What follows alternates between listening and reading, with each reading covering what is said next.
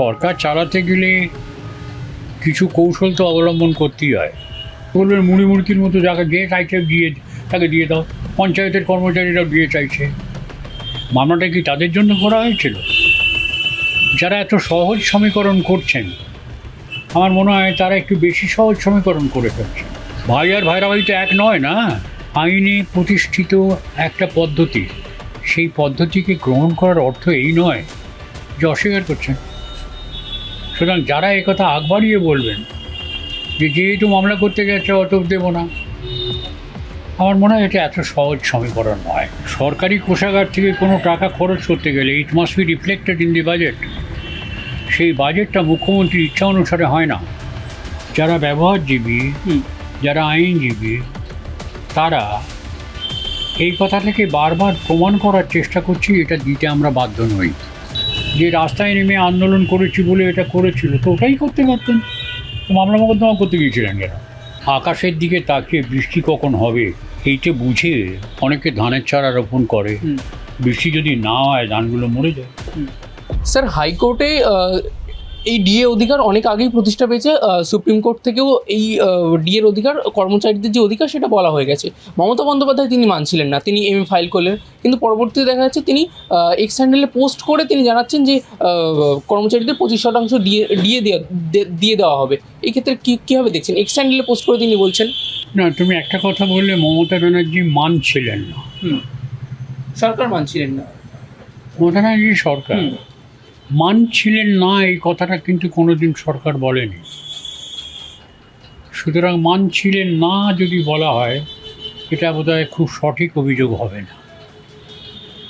সরকার আইনসিদ্ধভাবে যে লড়াইটা করা দরকার, আইনের অনুশাসনের ভিত্তিতে সেটা গ্রাহ্য হবে কি হবে না, এই বিচারের জন্য অবশ্যই যেতে পারে। যেমন কর্মচারীরা গেছেন যে এটা তাদের ন্যায্য অধিকার কি না, সেই জন্য যেমন তারা গেছেন, তেমনি সরকার এটা দিতে বাধ্য কি বাধ্য না, এই আইনের যে লড়াই সংঘাত, সেটা তো বিচারালয়কে ঠিক করতে হবে। সুতরাং উভয়ের ক্ষেত্রেই তাদের নির্ধারিত একটা অধিকার আছে, আইনসঙ্গত অধিকার। সুতরাং রাজ্য সরকার যদি আইনসঙ্গত অধিকারটাকে প্রতিষ্ঠা করতে চায়, যে অধিকারটা রাজ্য সরকারি কর্মচারীদের পক্ষে ট্রাইব্যুনাল এবং হাইকোর্ট বা সুপ্রিম কোর্ট দিয়েছেন, সেই অধিকারটা যে ঠিক হয়নি একথা প্রমাণ করার জন্যে অবশ্যই যেতে পারেন রাজ্য সরকার, তাই তারা গেছে। সুতরাং এটাকে অস্বীকার করা বলা যায় না। একটা না দেওয়ার প্রচেষ্টা তো চলছিল স্যার। না দেওয়ার প্রস্তুতি মানে যেহেতু তারা মামলা করতে গেছে, ধরা যায় কি সেটা? না, মামলা করতে যাওয়ার অর্থ এই তো নয় যে দেব না। এমন কোনো স্টেটমেন্ট এই রাজ্য সরকারের কোনো জায়গায় আছে কি যে দিয়ে আমরা দেব না? তাদের পক্ষে যারা ব্যবহারজীবী, যারা আইনজীবী, তারা এই কথাটাকে বারবার প্রমাণ করার চেষ্টা করছি এটা দিতে আমরা বাধ্য নই। সেটা ট্রাইব্যুনালেও তাই করেছে, ট্রাইব্যুনাল অস্বীকার করেছেন। সেই রায়ের বিরুদ্ধে রাজ্য সরকারের অধিকার ছিল উচ্চ আদালতে মামলা করতে যাওয়া, করেছেন। উচ্চ আদালত তাদের সেই দাবিকে অগ্রাহ্য করেছে। তাদের দাবিটাকে অগ্রাহ্য করা ন্যায়সঙ্গত না আইনসঙ্গত হয়েছে কি হয়নি, রাজ্য সরকার তার প্রমাণ করার জন্যে সুপ্রিম কোর্টে গেছেন। এই যে আইনে প্রতিষ্ঠিত একটা পদ্ধতি, সেই পদ্ধতিকে গ্রহণ করার অর্থ এই নয় যে অস্বীকার করছেন। সুতরাং যারা একথা আগ বাড়িয়ে বলবেন যে যেহেতু মামলা করতে গেছে অত দেবো না, আমার মনে হয় এটা এত সহজ সমীকরণ নয়। তাহলে স্যার, সরকার যখন এমএ ফাইল করলো, সুপ্রিম কোর্টের নির্দেশ যখন বেরিয়ে গেছে যে 25% দিয়ে দিতে হবে, তারপর রাজ্য সরকার যখন এমএ ফাইল করলো, তাহলে এটা কি প্রচেষ্টা ছিল? না, এমএ ফাইল করেছে মানে এমএ ফাইলের মধ্য দিয়ে এটা একটা সময় চেয়েছে, আমি যতদূর জানি। 31শে ডিসেম্বর পর্যন্ত সময় চেয়েছিল। 31শে ডিসেম্বর পর্যন্ত সময়, 2026-এর। তো 31শে ডিসেম্বর পর্যন্ত সময় চাওয়াটা কি খুব অন্যায়? সেখানে আবার স্যার একটা বিভাজন করা হয়েছিল সরকারি কর্মচারী এবং যারা সরকার থেকে সরাসরি বেতন পায় না সেই সরকারি কর্মচারীদের মধ্যে একটা ভেদাভেদ তৈরি করার চেষ্টা হয়েছিল। পৌরসভার কর্মী, অস্থায়ী কর্মী, শিক্ষক, এই সমস্ত কর্মচারীদের একদিকে রাখা হয়েছিল এবং যারা সরাসরি সরকারের থেকে টাকা পায় তাদের একদিকে রাখা হয়েছিল। পৌরসভার কর্মচারীরা তো সরকারি কর্মচারী না। হ্যাঁ, তাদের দিয়ে দেবে না এমন বলা হয়েছিল। ঠিকই বলেছে, ঠিক বলেছি। মামলাটা তো সরকারি কর্মচারীদের, তো সেখানে পৌরসভার কর্মচারী এসে বলে আমাদের দিয়ে দাও, তোমরা যাও। কিন্তু শিক্ষকদের ক্ষেত্রে এই যে ডিএ যেটা এসেছিল, অর্থাৎ 2009-এ revision of pay and allowances, সেটা সরকারি কর্মচারীদের জন্য। শিক্ষক এবং অশিক্ষক কর্মচারী তাদের জন্য আলাদা একটা কী বলে রুল আছে। সুতরাং সেই রুলের মধ্যে তো আপনি বলবেন মুড়ি মুড়কির মতো যাকে যে চাইছে দিয়ে তাকে দিয়ে দাও। পঞ্চায়েতের কর্মচারীরাও দিয়ে চাইছে। মামলাটা কি তাদের জন্য করা হয়েছিল? যারা এত সহজ সমীকরণ করছেন, আমার মনে হয় তারা একটু বেশি সহজ সমীকরণ করে ফেলছেন। মূল মামলা কেন্দ্রিক বক্তব্য হচ্ছে রাজ্য সরকারের কর্মচারীরা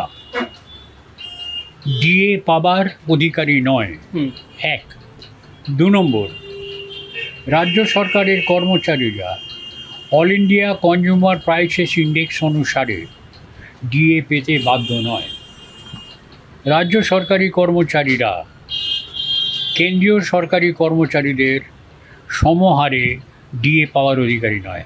এই তো সরকারের মূল বক্তব্য।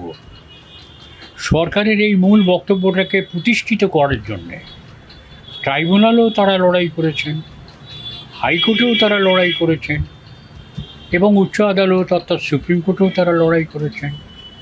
তাদের এই বক্তব্যকে 3টে স্তরের কোনো জায়গাতেই সেটাকে মেনে নেওয়া হয়নি। সুতরাং টোটাল যে লড়াইটা, আইনসঙ্গত যে লড়াইটা, এই আইনের যুদ্ধটা একটা বিশেষ শ্রেণীর কর্মচারী, তারা হচ্ছে সরকারি কর্মচারী। সুতরাং এখানে যদি পঞ্চায়েতের কর্মচারীরা বলে আমাদের দিয়ে যে ওই আইন অনুসারে, সেটা সুপ্রিম কোর্টকে জিজ্ঞেস করতে হবে যে তোমাদের আইনে কি এই কথাই তোমরা বলতে চাইছো যে মামলা করতে গেলে একদল, এটা সকলকে, ভাই আর ভাইরাভাই তো এক নয় না। স্যার এইখানে যখন মুখ্যমন্ত্রীও তিনি ঘোষণা করছেন যে ডিএ দেওয়া হবে, কিন্তু এই ক্ষেত্রে এখনো পর্যন্ত সরকারের তরফ থেকে লিখিতভাবে তেমন কিছু প্রকাশ না পেলেও অনেক যে সরকারি কর্মচারীদের সংগঠন আছেন তারা বিশ্বাস করছেন যে হ্যাঁ, মুখ্যমন্ত্রী বলেছেন যখন তারা টাকাটা ঠিক পেয়ে যাবেন। এই ক্ষেত্রে আপনি বিশ্বাস করছেন, ভরসা করছেন? যেসব আইনজ্ঞরা এই কথা বলেন যে মুখ্যমন্ত্রীর ঘোষণাটাই হচ্ছে যথেষ্ট, আইনজ্ঞরা, কোনো আইনজ্ঞের মতামত আমি দেখেছি তাই বলছে না। এটা তারাই বলতে পারবেন যে আইন মুখ্যমন্ত্রী মুখে বললেই হয়ে যায় কিনা। সরকারি কোষাগার থেকে কোনো টাকা খরচ করতে গেলে it must be reflected in the budget. সেই বাজেটটা মুখ্যমন্ত্রীর ইচ্ছা অনুসারে হয় না। সেই জন্যে আমাদের সংসদীয় গণতন্ত্রে একটা অ্যাসেম্বলি আছে। অ্যাসেম্বলিতে সেই বাজেটটাকে পেশ করতে হয়, সেই গ্রান্টটাকে পাশ করাতে হয়। পাশ করালে তবে সরকারি কোষাগার থেকে সেই টাকাটাকে খরচ করা যায়, যতদূর আমি জানি। আমার যতটুকু জ্ঞান, আমার যতটুকু আইনজ্ঞ হিসেবে আমার যতটুকু জ্ঞানের পরিধি, এবং একজন প্রাক্তন সাংসদ হিসেবে আমার যতটুকু জ্ঞানের পরিধি, consolidated fund of India, consolidated fund of the union or consolidated fund of the state, সেখান থেকে খরচ করতে গেলে গণতন্ত্রের পীঠস্থান যে লেজিসলেচার, সেটা পার্লামেন্ট কেন্দ্রীয় সরকারের ক্ষেত্রে, আর রাজ্য সরকারের ক্ষেত্রে সেটা অ্যাসেম্বলি, লেজিসলেটিভ অ্যাসেম্বলি। যতক্ষণ সেখান থেকে অনুমোদিত না হয় সম্পূর্ণ খরচটাই বেআইনি হবে। এবং যারা বলেন যে পশ্চিমবাংলার মুখ্যমন্ত্রী তিনি একটা বলা যেতে পারে, অনেকেই বলেন যে তিনি সর্বেসর্বা, সর্বেসর্বার কথা নিয়ে যদি লাফালাফি কেউ করে তাহলে দরকার কী আছে? বলে দিয়েছে, দিয়ে দেবে। আপনি বিশ্বাস করছেন? আমি তখনই বিশ্বাস করব যখন সরকারি নোটিফিকেশান আমি দেখতে পাবো। গেজেট নোটিফিকেশান হতে হবে। এক্স হ্যান্ডেলে কে কী বললেন না বললেন আমি তার উপর তো করবো না। এক্স হ্যান্ডেল তুমিও করতে পারো, আমিও করতে পারি। ভারতবর্ষের প্রধানমন্ত্রী এক্স হ্যান্ডেলে অনেক গল্প লেখে। ভারতবর্ষের পররাষ্ট্রমন্ত্রী তিনি এক্স হ্যান্ডেলে অনেক কিছু লিখছেন। কিন্তু তার দ্বারাই কি প্রকৃত সব ঘটনা ঘটে যাচ্ছে এবং তার ন্যায়সঙ্গত বিধিসম্মতভাবে সেটা গ্রহণযোগ্য হচ্ছে? আমি যতদূর জানি সেটা গ্রহণযোগ্য নয়।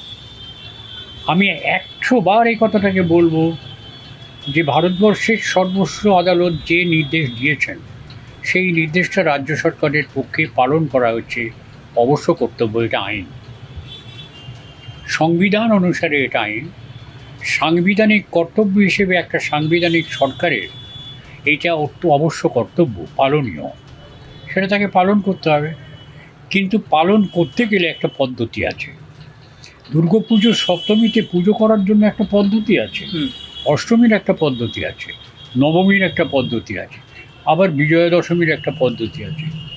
এই পদ্ধতিটাকে পরিপূর্ণভাবে পালন না করে যদি কেউ মনে করেন যে চলো হয়ে গেছে পুজোটা, আজকে বিজয়া দশমী চলো ফেলে দিয়েছে, দিতে পারেন তারা। এবং কেউ কেউ বলে দিতে পারে হ্যাঁ দিন হয়ে যায়, পুজো হয়ে যায়, ফেলে দিন, ফেলে দিতে পারেন, তারা বলতে পারেন। আমি সেটাকে বলে না। স্যার, এই মুহূর্তে কর্মচারী সংগঠনের মধ্যে দুটো ভাগ আমরা দেখতে পাচ্ছি। একদল বলছেন যারা যে মাঠে ময়দানে যে আন্দোলন, সেই আন্দোলনের কারণে এই ধর্মঘট রিসেন্টলি হলো, এই ধর্মঘটের কারণেই মমতা বন্দ্যোপাধ্যায় এই ডিএর যে ঘোষণা সেটা করতে বাধ্য হয়েছেন। আবার অন্য দল বলছে যে কোর্টের যে মামলা, সেই মামলার কারণেই এই যে রায় সেটা সরকার মানতে বাধ্য ছিল, তাই এই ঘোষণা করেছে। সর্দার আমজাদ আলী কী বলছেন? একটা আমাকে কোনো এক সময় কেউ একজন বলেছিল যেটা আপনি বিশ্বাস করেন যে পশু পাখিকে মানুষ খেতে দেয়, আবার পশু মানুষকে খেতে দেয়, এটা আপনি বিশ্বাস করেন? আমি বলেছিলাম হ্যাঁ আমি করি। তাহলে কীরকম? তাহলে বাঁদর একটা পশু, কিন্তু সেই বাঁদরকে নিয়ে নাচিয়ে একটা মানুষ তার নিজের প্রতিদিন আহার জোগাড় করে, সুতরাং পশু তাকে খাওয়ায়। তা এখন কথা হচ্ছে কে কাকে কেমন করে নাচাবে, কিসের জন্য নাচাবে, তার জবাব তো তারাই দিতে পারবে না। মানে স্যার এইখানে স্পষ্ট বললাম বিষয়টা খুব পরিষ্কার হলো। আপনি আপনি কি মনে করছেন, নাকি বলছেন যে দুটি রাস্তাই যথেষ্ট ছিল এই ঘোষণা করার জন্য? না, একটা কথা হচ্ছে যে আমার ঢোলটা তো আমি বাজিয়েছি ভালো, এই কথাই বলবো, তাই না? আমার ঢোলটা আমি বাজিয়েছি ভালো, এই কথাটাই বলবেন। যারা বলছেন যে রাস্তায় নেমে আন্দোলন করেছি বলে এটা করেছিল, তো ওটাই করতে পারতেন, তো মামলা মোকদ্দমা করতে গিয়েছিলেন কেন? মামলা মোকদ্দমা করতে গিয়েছিলেন কেন?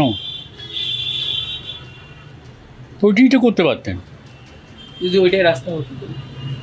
সুতরাং রাস্তাঘাটে আন্দোলন করাটা, যখন একটা রাষ্ট্র প্রতিষ্ঠিত হয় আইনের নির্ধারিত পথে, সেই রাষ্ট্রের কার্যগুলো পরিচালনা হয় আইনের নির্ধারিত পথে, সেই রাষ্ট্রের খরচা যা কিছু, ওয়েলফেয়ার কিংবা স্যালারিজ, তার কর্মচারী, তাদের সকলের জীবন রুজি নিয়ন্ত্রিত হয় আইনের দ্বারাই। সুতরাং আইন মোতাবেকভাবে যদি সেটা হয়ে থেকে থাকে, সেটা হয়েছে। তবে হ্যাঁ, আন্দোলনের দরকার হয় যখন কোনো জিনিস দীর্ঘায়িত হয়, সরকার যখন টালবাহানা করে, সরকারের দিক থেকে যখন কোনো পজিটিভ অর্থাৎ ইতিবাচক কোনো রিয়াকশান যখন পাওয়া যায় না, তখন কর্মচারীদের আন্দোলন করতে হয়। সে আন্দোলন তারা করেছেন, কিন্তু আন্দোলনের ফলে দিয়ে দিতে বাধ্য হয়েছেন এ কথা যদি বলেন, তাহলে আর তারা কেন বলছেন যে মমতা ব্যানার্জির মামলা করতে? তোমরাই বা গিয়েছিলে কেন মামলা করতে? কি রাস্তায় মিছিল করলেই পারতে? স্যার, এই পথের আন্দোলনের থেকে মনে পড়লো, কিছুদিন আগে যখন ধর্মঘট ডাকা হয়েছিল, একদল বাইক বাহিনীর দাপট এই পশ্চিমবঙ্গ জুড়ে দেখা গেল, জেলা জুড়ে দেখা গেল, এমনকি হাইকোর্টের পার্শ্ববর্তী যে সমস্ত চত্বর আছে সেই হাইকোর্ট চত্বরেও বাইক বাহিনীর দাপট দেখা গেল। যারা মিছিল করছিলেন তাদের বাইক দিয়ে ধাক্কা দেওয়া, বাইকের সঙ্গে টেনে নিয়ে যাওয়া। এইটা রাজ্যে কী হচ্ছে? ধর্মঘট তো রাজ্যের কর্মচারীদের সাংবিধানিক অধিকার। না, ধর্মঘট তো সাংবিধানিক অধিকার, ধর্মঘট আইনসম্মত একটা অধিকার। এখন তাদের পাশে যারা বাইক বাহিনী ছিল তারা হয়তো সমর্থন দিতে এসেছেন, তাদের মধ্যে কতজন সরকারি কর্মচারী আমি জানি না। সরকারি কর্মচারীদের তারা রীতিমতো মারছেন, সরকারি কর্মচারীদের বাইকে টেনে নিয়ে যাচ্ছেন। না, সরকারি কর্মচারীরা যদি তাদের ডিএর দাবিতে আন্দোলন করে থেকে তাকে নিয়ে আন্দোলন করতে পারেন, যারা মেরেছেন তারা নিশ্চয়ই সজ্জন ব্যক্তি। সেই সজ্জন ব্যক্তিদের দেখার জন্য উর্দিধারী মানুষ আমাদের এখানে অনেকেই আছে, এবং সরকারি পয়সা দিয়েই তাদের প্রতিপালন করা হয়। কিন্তু সরকারি খরচে যাদের প্রতিপালন করা হয় না, এই রকম কিছু উর্দিধারী যদি মানুষ থেকে থাকে, তারা কারা সেটা সহজেই অনুমেয়। স্যার, যে মমতা বন্দ্যোপাধ্যায় ডিএর এত গড়িমসি চললো, আপনি প্রথম থেকে ছিলেন একদম 2015-16 সময় থেকে, এই প্রায় এক দশকের বেশি সময় এই এত গড়িমসির পর মমতা বন্দ্যোপাধ্যায় ডিএর ঘোষণা করলেন কখন? না 2026-এর ভোট ঘোষণার আধা ঘন্টা কিছু আগে। এইখানে কোনো রাজনৈতিক অঙ্ক কি আপনি খুঁজে পাচ্ছেন?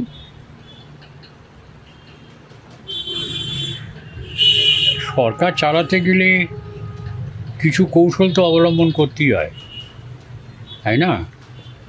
কখনো বঙ্কিম দাও বলা যায়, আবার কখনো বঙ্কিম বাবুর ছবিটাকে রবীন্দ্রনাথের পরেও দেখানো যায়। এটা নির্ভর করে তাদের রুচির ওপর, তাদের অভিজ্ঞানের ওপর, এবং তারা প্রকৃতপক্ষে উদ্দেশ্য সৎ না অসৎ না একটু গোলমেলে, সেটা মানুষ বিচার করবে।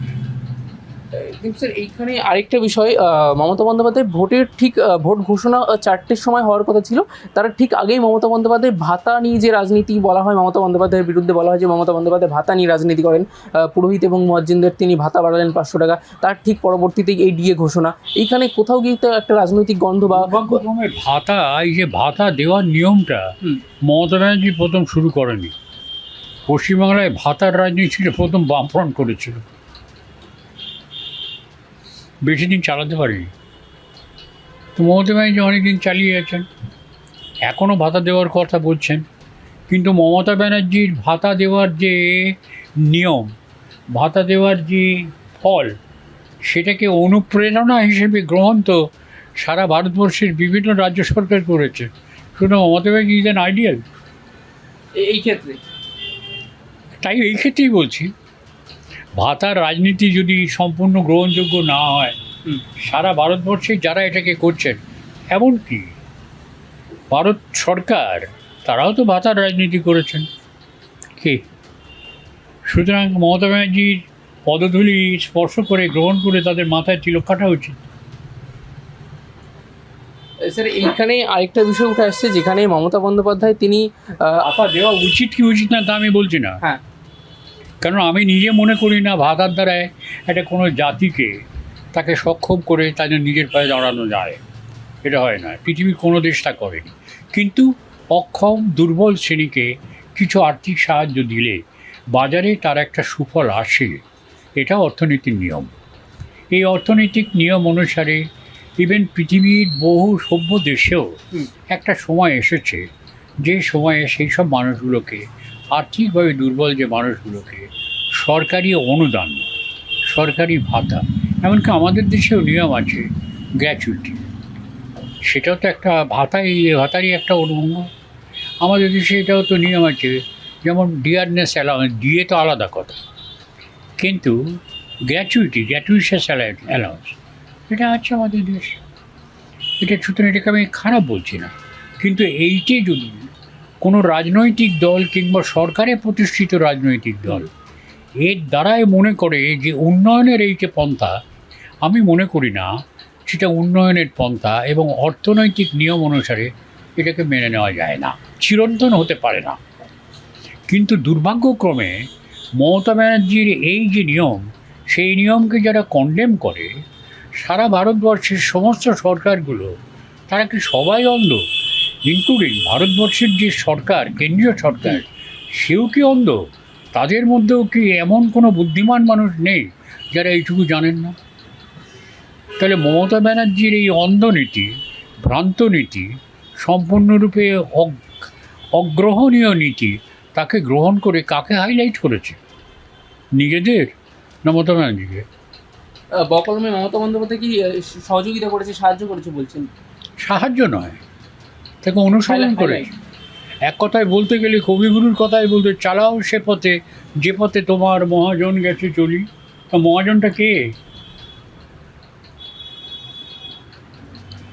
কে মহাজন?